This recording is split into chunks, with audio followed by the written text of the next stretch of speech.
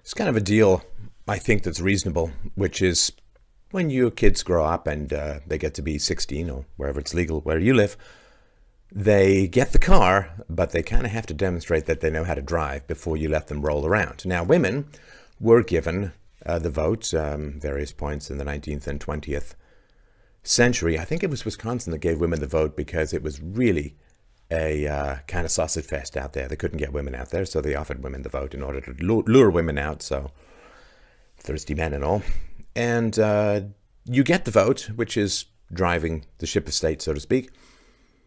I don't know if it was explicit at the time, but certainly one of the implicit bargains for women getting the vote was that they learn about politics. Now you have this awesome responsibility. I mean, you wouldn't just want to be voting emotionally, right? You wouldn't want to just, undermine the potential future and integrity of Europe because some irresponsible father let his child drown near Turkey. So you wouldn't want to just be emotional. And you certainly wouldn't want to just be greedy. Like, you'd have to learn politics and principles and philosophy and understand things. I'm not saying all men do, but that's kind of the deal. If you get the vote, with great power comes great responsibility. If you get the vote, you really should learn about politics. Now, this is a little bit of an older data point, but it's from 2013. I don't know if it's better or worse now, but it may explain some of the voting patterns in general. See, if you don't know principles, you vote for bigger government. If you don't know property rights, if you don't know the basic reality that government is an agency of force, of coercion, of violence in society, then you're going to more easily drift into the socialism, virtue signaling.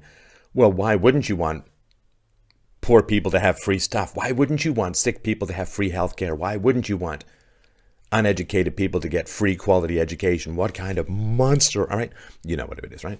So if you don't understand principles, you end up making decisions based upon shallow surface emotionality. You end up being very prone and prey to pretty-haired former drama teachers, sophists, and so on. You have it's a rot that sets into the legacy of freedom. Only probably a couple 100 million men died over the course of history to deliver freedoms to the world. I'm sure that women will really, bone up on politics in order to exercise the franchise that men fought to give them in the most responsible fashion. If you thought that, you might not be entirely correct. So according to the data, women know less about politics than men. Now, this is not particular to any country or culture. It's worldwide. And so this is from The Guardian. Regardless of gender equality, women are less likely to know about current affairs than men. The survey findings were consistent all the way from Colombia to the UK. This is according to a survey by the Economic and Social Research Council. Women know less about politics regardless of gender equality. The report focused on 10 nations, both developed and developing, where men and women were asked questions about domestic and international news. Despite the diversity of the 10 sample countries, Australia, Canada, Colombia, Greece, Italy, Japan, Korea, Norway, and the UK and the US, women answered fewer questions correctly than men in every single country. Big survey participation. 10,000 participants took part in the survey, tested their knowledge of broadcast, print, and web journalism. They were asked a combination of questions based on hard and soft news reports, including recent international events. The hard news questions pertain to topics such as national unemployment, while soft news related to sports personalities and celebrity scandals. I guess that's news. The level of gender equality in the nation survey was based on the World Economic Forum's Global Gender Gap Index ratings. So the professor, James Curran, was surprised to find that gaps in political knowledge are wider in countries that have done the most to promote gender equality. Ha! Fascinating. So the more that women are given privileges, well, first they're given equality, then they're given privileges, because the revolution never knows when to stop whenever the government is involved. So the more equality and privileges women get, the less they know about politics. So the gender gaps in Norway, the UK, and the US are as large or larger than the gaps in South Korea and Japan. So what's the gap? It's pretty important. Women's scores of political knowledge in the UK, the US, and Canada were more than 30% lower on average than men, whereas in Greece, Italy, and Korea, women's average scores were only 20% lower. The UK positioned at 18 out of 135 in the gender equality rankings, while Korea is placed at 108. Wow, fantastic. What a whole series of civilization-ending data points, right? So if you look at the UK, it's 18 out of 135, near the top of gender equality, and women scored more than 30% lower on average than men in terms of knowledge of the news and politics.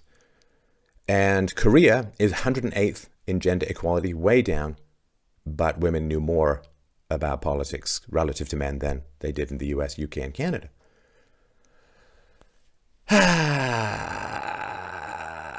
So, there is some research to say the frequency with which people watch the news on television plays a role in gender gaps. Apart from Colombia and the US, more people watch TV news. The more people watch TV news, the better informed they tend to be. I would question that data point now. What is it, the old saying? If you read the newspaper, if you don't read the newspaper, you're uninformed. If you read the newspaper, you're misinformed.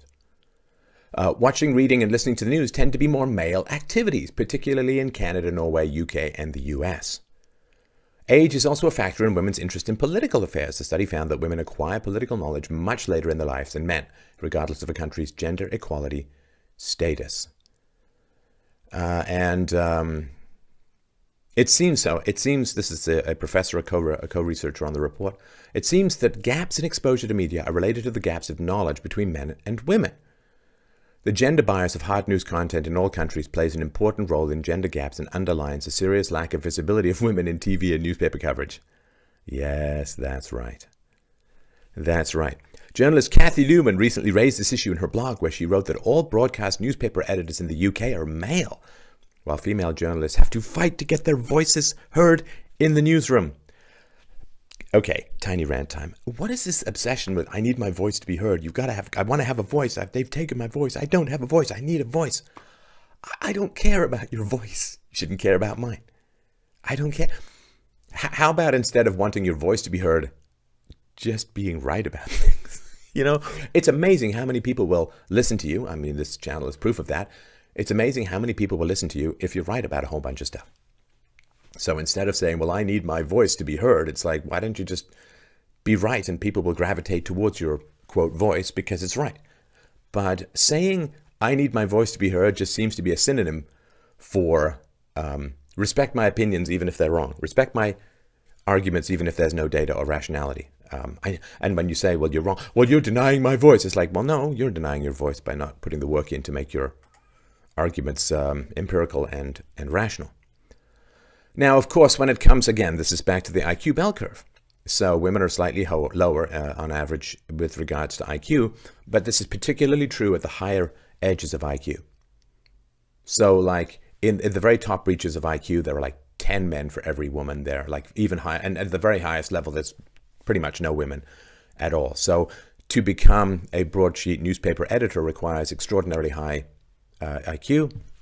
Women are just going to tail off. Now, where women are excellent, which is in terms of writing and fiction and so on, women do just as well and sometimes better than men. But with regards to this really high IQ, high ambition, high testosterone stuff, you're just going to get a lot of men. I bet you if you normalize by IQ, maybe even by testosterone, you're going to find that it's all perfectly fair and perfectly even. But you see, this is interesting as well, right? Because what happens is a deficiency among women is found, right? And it's immediately, the blame is placed on men, right? It's almost like you can't fight this fundamental impulse, right? So women are uninformed relative to men, significantly, like a third or so. And they've also gelled all this stuff together. Like celebrity gossip is followed a lot more by women than by men, whereas hard news is followed more by men than by women. I'd love to see the data of just the hard news. It could be like a 50% drop. I mean, who knows, right? But it's going to be more because they blended in all of this girl-friendly stuff or woman-friendly stuff. I mean, go to the women's section of some website. I mean, to me, it's like an alien planet of gooey tentacle-based feels. But this is, women are voting and they're far less informed than men. Far less informed than men. Now, can anyone say, well, it's really the job of women to take the responsibility of voting in a democracy or a republic seriously and up their game and really start to... No, you see, nobody can say that. Well, I can say it. Of course, it's what women should do. But I'm happily married, so it's different. But it's just one of these inevitable things. No one can say, women, you got the vote. You need to start driving without your blindfolds. You need to start driving properly. You need to become basically informed. And listen, you can just do this in your own life. Just sit down and chat with women that you know about basic politics, about what the state is and what current affairs are and how laws are passed and all that. And just talk to men. You can do your own, right? Find out. And inevitably, though, when a significant deficiency in women tend to vote more for the left, and women are more uninformed, or less informed, better way to put it. Women vote for the left. Women vote for bigger government, particularly single moms and single women. Women who are dependent upon their husband's income tend to be more conservative because they don't want the government taking the resources from their family, whereas women who don't have a husband rely on the state for what husbands used to provide and therefore want bigger and bigger government. And so here's a massive problem. We've got creeping socialism in the West. We've got massive amounts of emotionality. And a lot of it has to do with women being uninformed. It's a worldwide phenomenon. And it's actually, the more equality and privileges women have, the less informed they are about politics. It's a huge problem. Now, rather than say, ladies, you've got cars, so you really should spend some time learning how to drive more. No, see, it's men's fault. It's men's fault for not promoting women. Women, you see, can't understand the news unless it's read to them by a woman. Come on. Isn't that insane? I cannot possibly receive philosophy instruction from anybody who's not bald, whose forehead does not verily resemble, depending on the lighting, either the red planet or a speckled ostrich egg. I simply can't do it if you don't have blue eyes. I mean, come on. This in-group preference is insane. And this idea, this is a way of excusing women. They're uninformed because women aren't reading them the news or women aren't writing articles. It's like, well, I thought we were all equal. Well, why should it matter? Oh, unless women have a special perspective, then it's sort of subsonic bat signal that only other women can hear, in which case we're not equal and not compatible in terms of objectivity, right? So, again, huge deficiency and irresponsibility on the part of women. You got the vote. You need to learn this stuff. I'm sorry. I know it can be annoying, but we go visit your mom and you have to learn about politics. But when this kind of deficiency is revealed, what happens? Boom! Immediately, unconsciously, without interruption, without pause for thought, without reflection. The fault is not that women are uninformed, but men are sexist. And thus more privileges will be given to women when we need to hire more women, which means, according to the data, women will become even less informed, which means more privilege for women, more unjust privilege for women, which means less knowledge about politics, which means probably the end of us all. Well, no.